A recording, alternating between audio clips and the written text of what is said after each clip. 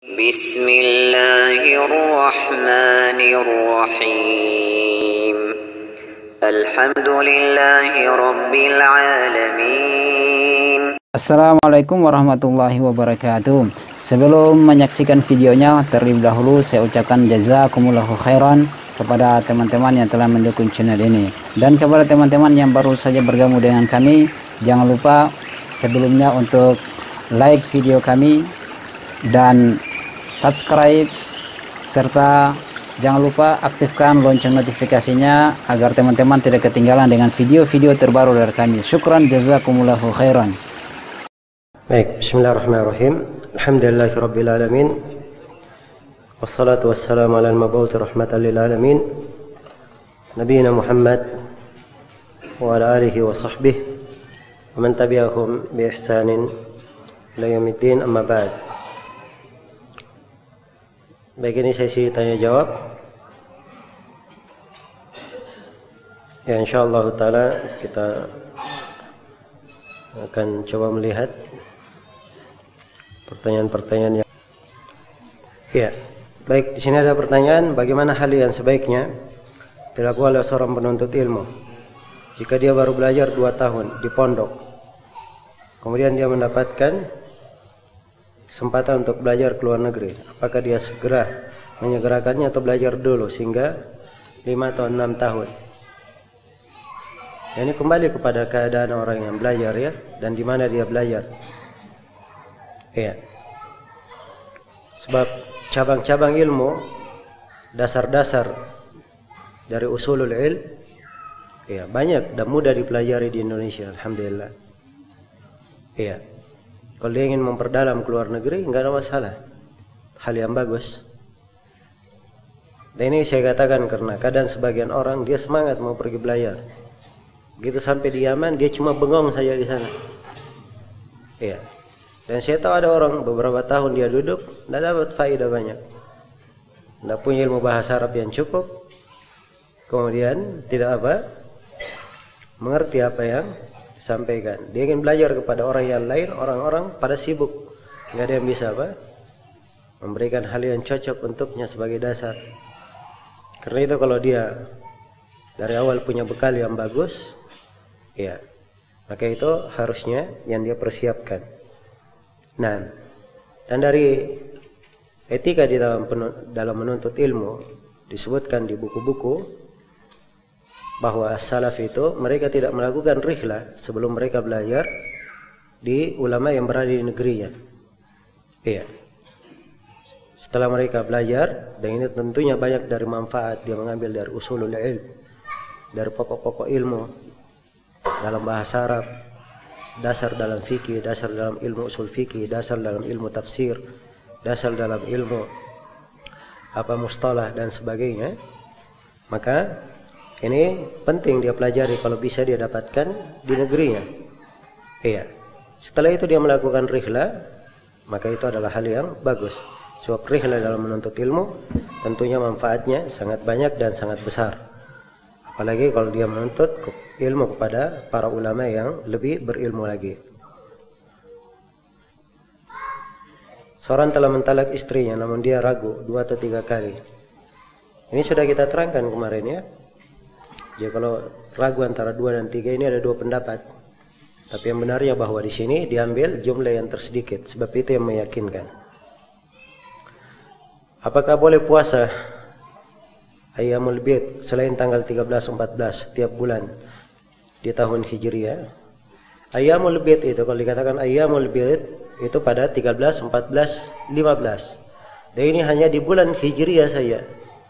Karena kalender umat Islam hanya ada bulan bulan Qamariyah, tidak ada bulan Syamsiyah, tidak ada kalender Masehi, itu kalendernya orang-orang kafir. Iya. Dan ini kalender syar'i. Ya. Jelas, ya? Kalender syar'i yang terikat dengan sejumlah hukum. Ya. Termasuk di dalam puasa. Dan Ayyamul Bid dari hari-hari yang bagus seorang melakukan puasa. Saya tidak menghadirkan sekarang hadis yang menjelaskan keutamaannya, cuma dia adalah hal yang dianjurkan. Dan ada puasa 3 hari dalam sebulan, dan ini mutlak 3 harinya. tidak disebut. Mungkin dia bermakna ayyamul bid, dan mungkin 3 hari di awal bulan atau di akhir bulan. Yang jelas 3 hari dalam sebulan. Sebagaimana wasiat Nabi kepada Abu Hurairah untuk berpuasa 3 hari dalam apa? Sebulan. Apakah boleh membeli emas di Pegadaian? Ya, kalau masalah boleh, orang mau beli barang sepanjang syarat jual beli semuanya terpenuhi, ya, tidak ada yang melarangnya di Pegadaian maupun di selain Pegadaian.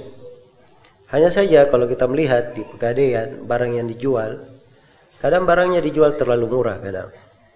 Ya. Karena memang Pegadaian tidak berpikir untuk tidak terlalu penting bagi mereka barang itu dijual berapa. Yang penting dijual dan mereka tutupi dari milik mereka yang belum dilunasi. Kalaupun dijual murah itu kadang tidak masalah bagi mereka. Ya, maka ini kadang dalam hal yang seperti ini kita dilarang untuk membeli barang memanfaatkan hajat saudara kita. Ya, karena itu dari secara pribadi saya sendiri nggak senang untuk seorang itu ya beli di tempat-tempat yang ada kemungkinan terjadi hal-hal yang seperti ini. Ya, kalau mau beli emas banyak tempat-tempat beli emas, dimaklumi penjual emas itu banyak. Ya, jelas ya?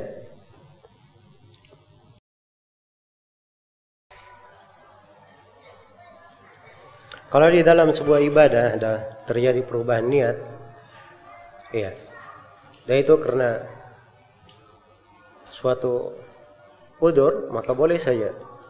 Misalnya seorang sudah berdiri dia sholat wajib, anggaplah misalnya sholat duhur, dia kira orang-orang di masjid sudah selesai sholat duhur, maka dia sholat duhur. Begitu sudah berdiri rakaat pertama atau rakaat kedua sudah, tiba-tiba qomat.